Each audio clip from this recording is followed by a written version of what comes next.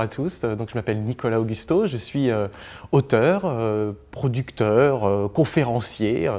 Et puis, j'ai eu la chance pendant plusieurs années de travailler en collaboration avec le groupe Canal sur une longue série de documentaires sur le paranormal, sur la question qui, je sais, vous taraude, moi me taraude en permanence, la survivance de l'âme, est-ce qu'il y a quelque chose après la mort physique ? Et puis, le 12 juin, aux éditions Exergue, j'ai eu la chance de sortir mon premier livre, donc Les Saisons du Paradis, qui est un roman, mais saupoudré de réalité. Je me suis servi en fait de mon expérience, des voyages, des rencontres que j'ai faites, et c'est ce qui a inspiré et créé un petit peu les personnages que vous allez découvrir dans ce roman, Les Saisons du Paradis. Donc, dans les grandes lignes, vous allez suivre une dizaine de personnages qui ne se connaissent pas, qui vivent à différents endroits de la planète, dans différentes époques, de différentes cultures, et qui, au travers des pages que vous allez découvrir au fur et à mesure du récit, vont découvrir en fait un destin commun. C'est celui de notre planète. Que va-t-il advenir de notre planète? Donc je lève comme ça, à travers ce roman, quelques questions sociétales sur l'écologie, sur comment vivre en harmonie avec les gens autour de nous. Voilà. Je me suis intéressé au paranormal de façon... en fait, à travers une expérience que j'ai vécue quand j'étais relativement jeune, j'avais 16-17 ans.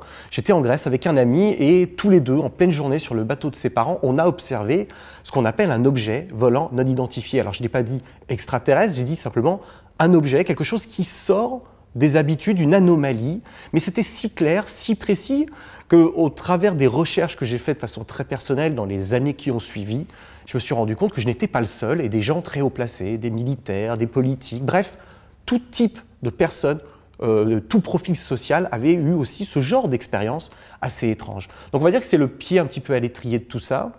Et puis après, mes voyages. J'ai eu la possibilité de voyager de façon régulière au Japon. J'aime beaucoup la culture japonaise. Et je me suis rendu compte que la perception de la vie après la mort, de cette survivance de l'âme, n'est pas tout à fait la même en fonction de l'endroit où on se situe sur le globe. Est-ce qu'il y a une seule définition pour décrire le mot paranormal ?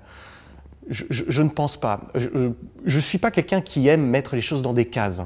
Et le paranormal reflète bien ça, c'est-à-dire que c'est plein de sujets divers, sociétal, culturel, religieux, spirituel, historique, et globalement, tous ces sujets qu'on ne comprend pas, on les met dans un sac qu'on appelle le paranormal. Donc, est-ce qu'il y a une définition ? Je ne crois pas. Maintenant, la perception des gens, par exemple, chez les Indiens d'Amérique, au Centrafrique, au Japon, sur des questions, sommes-nous seuls dans l'univers, ou est-ce que l'âme survit au corps physique, à la mort du corps physique, n'a pas la même résonance en fonction des endroits où on se trouve. Je dirais que nous, occidentaux, sommes probablement les plus cartésiens.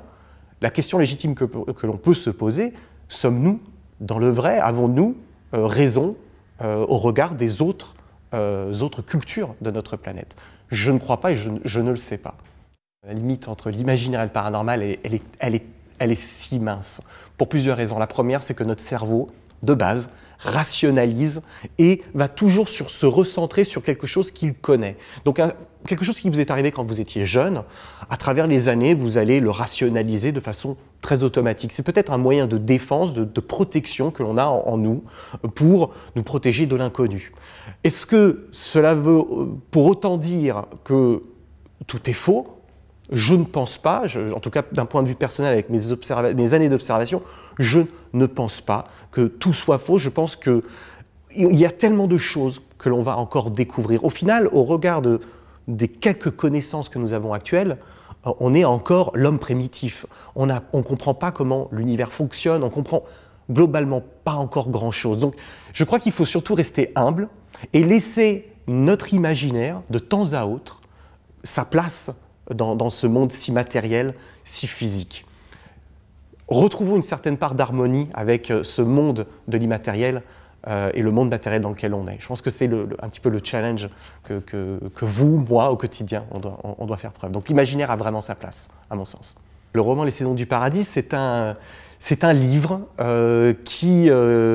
c'est pas évident de savoir si effectivement c'est un roman, un essai. Il a l'allure d'un roman. Je lui ai donné l'habillage d'un roman parce que je suis convaincu que par la fiction, on a une capacité à pouvoir influencer les gens, en bien ou en mal, bien évidemment, j'espère, je prends le pari de le faire en bien. Je donne souvent cet exemple que je vous disais tout à l'heure en off, mais c'est vrai que si Tony Stark est le héros de Marvel est végétarien, eh bien, quelque part, vous allez influencer nos jeunes enfants à devenir végétariens. Ça ne veut pas dire que je suis pro-végétarien, je dis simplement que la fiction peut très clairement, de façon très factuelle, influencer. Donc, je décide de donner cet habillage au roman.